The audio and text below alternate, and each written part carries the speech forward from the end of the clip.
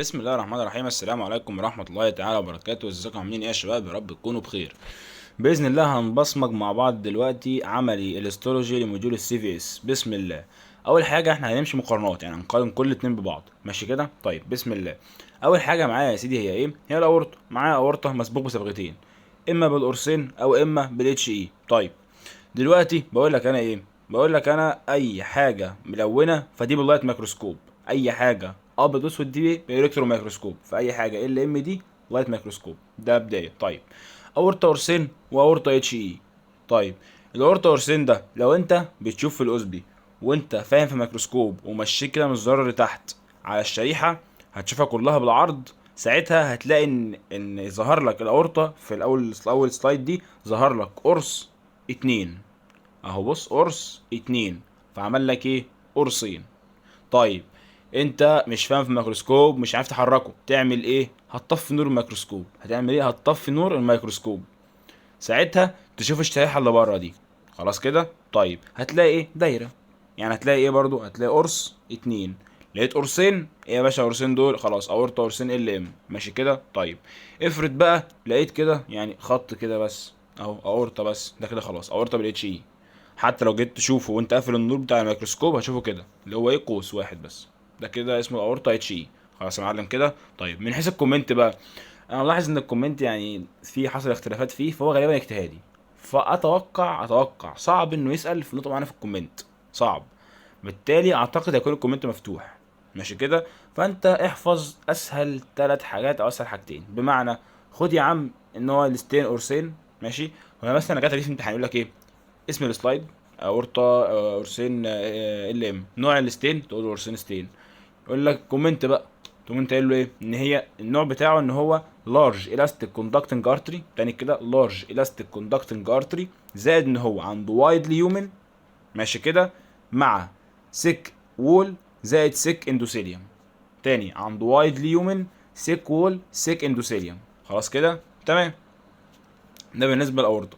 يبقى قلنا ايه؟ هو مسبوق بالقرصين، عنده وايدلي. لا انا عايز احسك كده بتغش، حاسك بتغش وانا ما بحبش الغش بصراحه. فنخبي كده ونقول يا باشا مع بعض يلا. ها ماله يا سيدي؟ مسبوق بالقرصين. بعد كده تقول ان هو لارج الاستيك وكوندكتنج. يعني الاستيك ان هو طبعا اكيد مرن، ده ارتري فلازم يكون مرن عشان يستحمل الضغط. وكوندكتنج ان الارتري بتضخ في الدم، ده الاورطه اصلا صباح الفل، يعني هو اكتر ارتري بتضخ في الدم. طيب عنده وايد ليومن، سيك وول، وسيك ايه؟ اندوثيليوم. طيب ده بالنسبه لاورطه قرصين. امال الاورطه التانية اتش اي نفس الكومنت بالظبط، بس الفرق بدل ما تحط قرصين ستين حط مكانها اتش اي ستين بس والله العظيم يا عم اهو. نفس هو ده بالظبط، بس الفرق شيل دي حط دي بس. طيب دي اول مقارنه. حسيت بحاجه ولا اي حاجه؟ ادي الصوره وادي الصوره. قلت لك القرصين عباره عن قرص اتنين، قفلك دايره كامله. خلاص كده؟ طيب ننزل شويه. معاك بركنجي فايبرز، هقارنها لك مع مين؟ هقارنها لك مع اللي هي دي الهارت وول والفالف، ماشي كده؟ طيب ما تيجي نشوف. بسم الله. اول حاجه معانا بركنجي فايبرز، دي من اسمها بقول لك كده بركنجي فايبرز. فانت امسك في كنجي دي اللي هي ايه؟ انجي. تخيل ان في واحده اسمها ايه؟ اسمها انجي. مين انجي دي؟ ايه الخط ده؟ ما علينا. يعني مين انجي دي؟ قال لك انجي دي، انجي اهي انجي يا عم. مين دي؟ ام بي، ما علينا. منها انجي. خلاص كده؟ طيب مين انجي دي؟ دي واحده كده محجبه محترمه شريفه عفيفه كل الكلام ده، محتشمه. لو كنت تبص السلايد بتاعتها هتلاقي السلايد ادي السلايد اهي، مش فيها ابيض كتير، مش ظاهر منها حاجات كتير. اما لو جيت تبص على الهارت وول والفالف، يا لهوي بص كلها ابيض. فيفتكرها بايه؟ ان هارت وول ده واحد اسمه وائل. اه وائل. وائل سبارسي. سبارسي اللي هو ايه؟ ماشي فاتح صدره كده على الناس وقاعد خانق بقى ما اعرفش ويبلطج وكل الكلام ده. فلقيت كده سلايد فاتحه صدرها وباين ابيض كتير، ده وائل. لقيت سلايد مش فيها ابيض، يعني مش فيها ابيض كتير نسبيا بس ابيض قليل خالص، مين ده؟ ده بركنجي فايبرز. طب من حيث كومنت بركنجي فايبرز بقى، قال لك والله انت عارف ان بركنجي فايبرز دي موجوده في الهارت، فهي سبيشاليزد كاردياك ماسل. يعني هي نوع مخصص من عضلات القلب اسمه سبيشاليزد كاردياك ماسل. ايه تاني؟ موجوده في الارتيريو فنتريكولار باندل. ايه تالت؟ جواها جلايكوجين. جواها جلايكوجين. اذا خدنا ايه الكومنت؟ خدنا ان هي سبيشاليزد كاردياك ماسل موجوده في الارتيريو فنتريكولار باندل وجواها كميه كبيره من الجلايكوجين، ماشي؟ مين دي؟ دي بركنجي فايبرز. طيب كده خلصنا اول صفحه. حسيت بحاجه ولا اي حاجه خالص ولا الهوا؟ طيب خش لي على الميديوم سايزد ارتري وفي. طب بص يا سيدي، دي اسهل واحده فيهم خالص. لو جيت تبص كده على السلايد فانت عندك يعني بان ده فين، وباين ان ده ارتري، بمعنى ان هو الوول لو كان تخين فاذا ده ايه؟ ده ارتري. الوول لو كان رفيع خالص فده هيبقى ايه؟ هيبقى فين. طيب ايه تاني؟ يعني بالتبعيه لما اقول لك الوول تخين يبقى اليومن اكيد نارو. بس كده الفكره. والانتما دي، الانتما دي هي عباره عن جزء من الجدار، ماشي كده. فانا بقول لك الجدار تخينه زي الانتما تخينه، ماشي. فعندك يبقى الارتري الوول بتاعه سك، بالتالي الانتما هتكون سك، بالتالي اليومن هيكون نارو، الفين العكس على طول كده. فانا بقارن من حيث الوول واليومن وحاجه اسمها الانتما. لو نسيت هيكتب انتما بس عادي، انتما بس، مش لازم تونيكال في الاول دي يعني، انتما بس عادي، ماشي كده. طيب انت بقى على السلايد بتفرق بينهم ازاي؟ عندك اهو باين ده الارتري سك، وباين ده الفين اهو بس، ماشي كده تمام. ده بالنسبه للارتري وفين، اسمه ميديوم سايزد ارتري وفين. طيب حابب اعمل لك اختبار سريع. اختبار ايه؟ اختبار سريع، اكيد مش دي طبعا، هنطلع فوق شويه. يلا يا سيدي، القرصين. انا عايز اقول بس الكومنت اهم حاجه، قول لي الكومنت عامل ازاي كده. عايز الكومنت القرصين ماله. هتقول لي والله ان هي مصبوغه بالقرصين، لارج الاستيك وكوندكتنج، وان هي وايد ليومن وسيك وول وسيك اندوثيليوم، ماشي. طيب امال بركنجي مالها؟ قلت لك ركز ان هي موجوده فين؟ في الارتريو فنتريكولار باندل، وان هي سبيشاليزد كاردياك ماسل، وان هي جواها لارج كوانتيتي من مين؟ ها، من الجلايكوجين، ماشي كده حلو قوي. طيب قلت لك قارنها لي مع مين؟ مع الهارت وول والفالف. بص بص بص بص عامله ازاي، هتلاحظ كده اهي، بص كلها ابيض نسبيا. فاللي هو ايه؟ واقف فاتح صدره على الناس بيتخانق ويتبلطج. امال انجي لا، لما نفسها محجبه، ماشي كده اهي، الابيض اللي فيها مش كتير. طيب خش لي على الارتري والفين، قلنا فيهم ايه؟ قلت لك ان هو عندك سيك، الارتري بيكون سيك وول سيك انتما ونارو ليومن، الفين بيكون العكس، ماشي كده. طيب خش لي بقى على الهارت وول والفالف. لا قبل، بس معلش قبله كده هات لي البازل الارتري. ده سهل جدا ومش فيه اي حاجه خالص يعني. بص حاجه في منتهى السهوله، بس يعني هشرح لك حاجه بس عشان تفهمني. بص يا سيدي، في هذا السلايد خش انت بص على طول على الميكروسكوب، هتشوف ايه؟ هتشوف المنظر ده اللي هو عباره عن ايه. هما كاتبينها حتى هنا، الناس اللي عاملين الداتا دي ناس محترمه جدا كاتبينها، اللي هي دي. بص دي كده، لا مش دي، لا معلش ثانيه واحده، عايز اللي هي ايه، اللي هي دي هي دي يا سيدي. اللي هو ايه؟ عباره عن طبقه اتنين تلاتة، بس مجرد تلمح طبقه اتنين تلاتة ده البازلر ارتري. طب اشمعنى يعني بازلر ارتري طبقه اتنين تلاتة؟ اكيد ده في حته مميزه. انت كده بتفهم، انت كده شخص ايه بتفكر ليه. البازلر ارتري ده معلم موجود في المخ، ماشي كده، موجود في المخ، فلازم يكون بتركيب يعني ايه، خاص كده سبيشال. فقال لك بص يا صاحبي، ده سبيشاليزد ميديوم سايزد ارتري اسمه سيريبرال ارتري. يعني ايه سيريبرال ارتري؟ مش اسمه سيريبرال دي يعني مخ.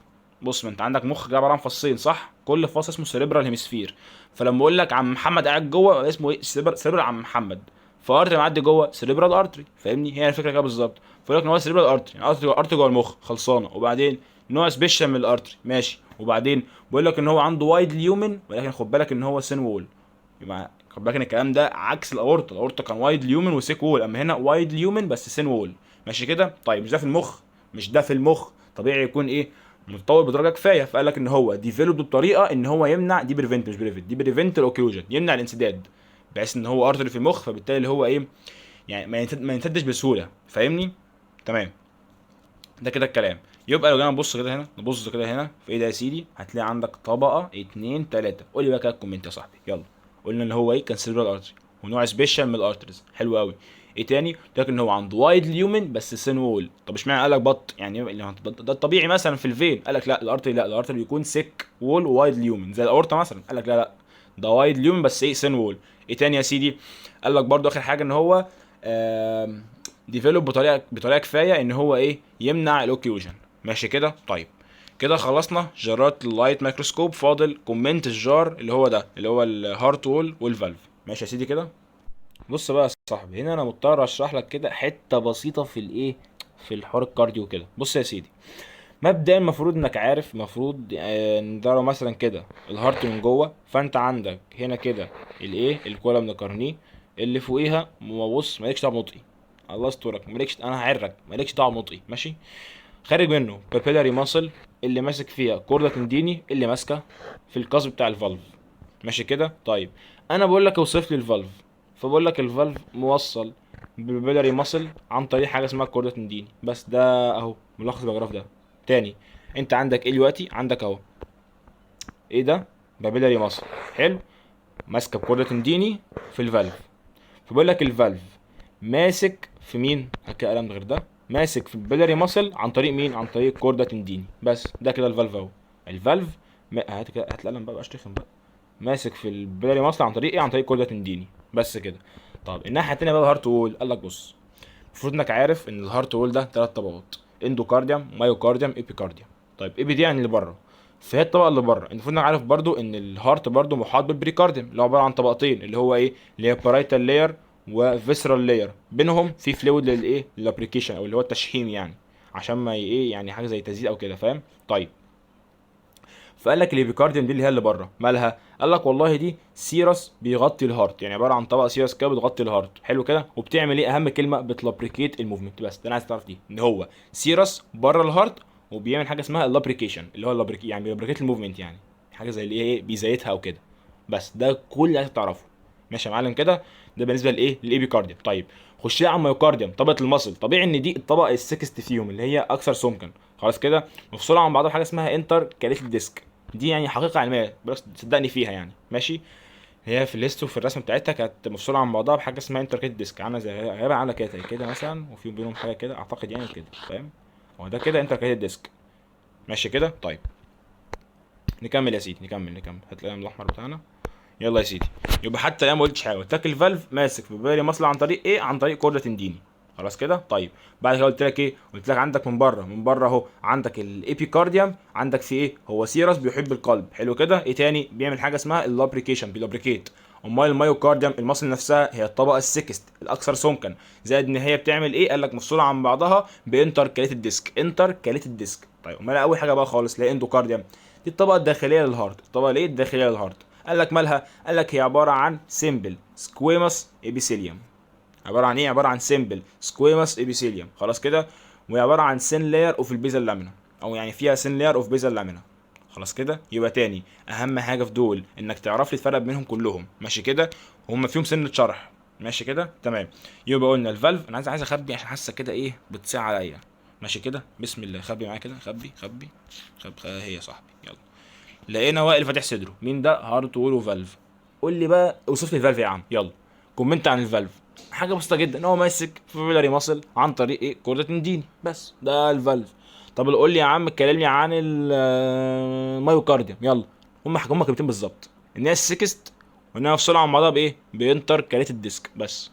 طب كلمني عن الايبيكارديوم. يعني ايه ايبيكارديوم؟ دي اللي بره يا صاحبي، افتكر ايبي يعني بره، دي اللي بره. مالها؟ كلمتين بالظبط برضه، انها سيرس، وانها تعمل ايه؟ الابريكيشن. بس. كأني عن اللي هي اللي جوه الاندوكارديوم، مالها؟ برضو كلمتين، ان هي ايه؟ سيمبل سكويموس ابيثيليوم، زائد ان هي سين لاير من البيزل لامينا. ماشي كده. طيب اديك قلت راحتك يا سيدي. كده اعتقد خلصنا كل الصور. اللايت مايكروسكوب كومنت وتعرف ازاي على السلايد. ماشي كده. زي ما قلت لك مشيها مقارنات. قارن قلنا الأورسين بالأورطة، قارن البركنجي بالهارت وول.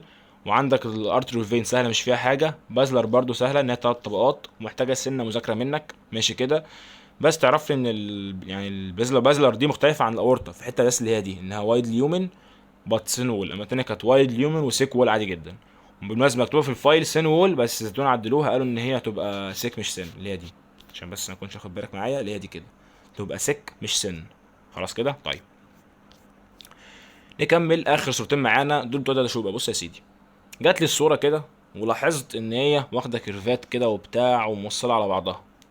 هقول دي كونتينوس. ليه؟ بص، داخله في بعضها كده والدنيا فيها ترابط وحاجه نظيفه كده، فاهم؟ مش عامله كده. ايه ده؟ ايه المنظر ده؟ ايه المنظر ده؟ احنا لما نقعد مثلا تجمع عائلي كده، هل نقعد كده؟ هل نقعد احنا عاملين كده على الترابيزه؟ لا نقعد. ده هيتكلم ده ازاي؟ مش هينفع. انا نقعد بقى بص كده كده، فاهم؟ يا لهوي، قعده خطيره ده يا صاحبي، قعده خطيره. كميه دم بقى وحاجات، فاهم؟ استغفر الله، حاجات زي الزفت يعني. المهم بس ايه، فكر لي في ان هي ايه كده. دي كونتينوس. خلاص كده. ان هي بص عامله ازاي اهي كونتينوس. مالها الكونتينوس دي؟ تعرف لي حاجه واحده. إيه حاجه واحده؟ ايه هي؟ ان هي جويند باي تايت جانكشن بس. يبقى جات لك الصوره تقول ايه؟ تقول كونتينوس كابيلاري. والله يسترك، احنا الصوره هنا ايه؟ ابيض واسود، تبقى متصوره بايه؟ الكترون مايكروسكوب. تعرف لي عنها كلمه واحده. جويند باي تايت جانكشن بس. جويند باي ايه؟ تايت جانكشن. نسيت التايت جانكشن بس في امتحان يعني. تكون صح ان شاء الله. ماشي كده. تمام. ده بالنسبه لمين؟ بالنسبه للكونتينوس. اما عندك بقى الفينستريتد، يعني ايه فينستر؟ يعني فيها خرام، ماشي كده. طيب قال لك عند الاسهم دي ممكن تلاقي خرام، حلو. طيب افرض عند الاسهم لقينا مثلا في خرام، قال لك خلاص، لو انت عند الاسهم لقيتها مفتوحه وفي خرام، هتكتب ايه؟ ان هي فيري سيك بيزل لامينا، بتفصل الاندوثيليوم ده عن اللي فوقيه، اللي هو حاجه اسمها بودوسايت، ماشي كده. يبقى تاني كده هقول ايه؟ ان هي عندك لامينا بتفصل حاجه عن حاجه. ده امتى؟ لو مفتوحه. تاني، لو قلت لك ان هي مفتوحه، هقول حاجه بتفصل حاجه عن حاجه. ايه هي؟ فيري سيك بيزل لامينا، بتفصل ايه عن ايه؟ الاندوثيليوم ده عن الايه؟ عن البودوسايت اللي فوقيه بس. طيب افرض كانت مقفوله، الله الله الله الله الله، هقول لك والله ان هي تبقى فينستريت ار كلوزد باي diaphragm. يعني بص، مقفوله حاجات diaphragm، حجاب يعني كده، او حاجز يعني، ماشي كده. يبقى الفينستريت مقفوله ايه؟ بدايفرام، زي انها موجوده فين؟ في الانتستين والاندوكراين جلاند. طيب انا حاسك كده، حاسك مش مجمعها، فانا ايه؟ هكبر الصوره يا صاحبي، انت عارفني بقى، اكبر الصوره كده ونخش سوا نغوص في البتاع ده. يلا يا سيدي. ايه ده يا صاحبي؟ تقول لي ايه؟ تقول لي كونتينوس كابيلاري متصوره بايه؟ الكترون مايكروسكوب. كومنت يا صاحبي، هي كلمه إيه؟ كونكت او جوينت باي ايه؟ تايت جانكشن. شكرا. اللي بعده. يلا خش على دي.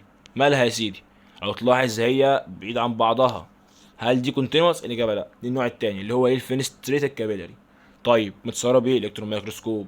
طيب افرض لقيتها كده زي الصوره كده بالظبط، اللي هي مقفوله من هنا كده، هقول لك ان هي مقفوله، يبقى عندها فينستريت كلوزد باي ايه؟ دايفرام، حجز بس. موجوده في مكانين، اندوكراين جلاند وانتست. اندوكراين جلاند وايه؟ وانتست. طيب افرض كانت مفتوحه، لقيت فيها خرام في الاخر مكان الاسهم كده، خرام كده هنا، هقول لك خلاص مش مفتوحه. انا فاكر ان هي كانت ايه؟ حاجه بتفصل حاجه عن حاجه، صح. ايه الحاجه دي؟ فيري سيك بيزل لامينا، بتفصل تفصل ايه؟ احنا في هيستو طبيعي اقول لك ايه؟ طبعا اقول لك اندوثيليوم، اندوثيليوم، ماشي كده. بتفصل اندوثيليوم عن البودوسايت، او عن الاوفرلاينج يعني، اللي هو بودوسايت من الاخر، ماشي كده. طيب اعتقد بكده انت الكومنت بالنسبه لك اصبح سهل، اعتقد. زي ما قلت لك الكومنت، اعتقد ان في كذا مصدر منزل كذا حاجه، فغالبا هو اجتهادي، فما اعتقدش انه يسال في حاجه. الا اعتقد المميز اللي ممكن يسالك فيه، اللي ممكن هي بتاعت اللي هي البركنجي، اللي بتاعت الجلايكوجين دي، اعتقد مميزه جدا بصراحه يعني، ماشي كده. وممكن برضو حته اللي هي الاورطه، ان هو وايد ليومن وسك سك. اما البازلر لا، وايد ليومن بس سن ايه؟ سن وول، ماشي كده. بالنسبه للهارت وول والفالف فهمناها، اعتقد فهمنا ان الفالف ماسك ازاي وطبقات القلب عامله ازاي. قلنا ادخل واحده يمين اللي في النص. قلنا الاندوكارديوم مالها سيمبل سكوماس ابيثيليوم. قلنا الابيكارديوم مالها دي اللي بره، ودي اللي بتعمل ايه؟ ابريكيشن، ماشي كده. للاسف دخل مني في ربع ساعه، ولكن اتمنى اكون يعني استفدت، ما كنتش طولت عليكم. وشكرا جدا لكم يا شباب، والسلام عليكم ورحمه الله تعالى وبركاته.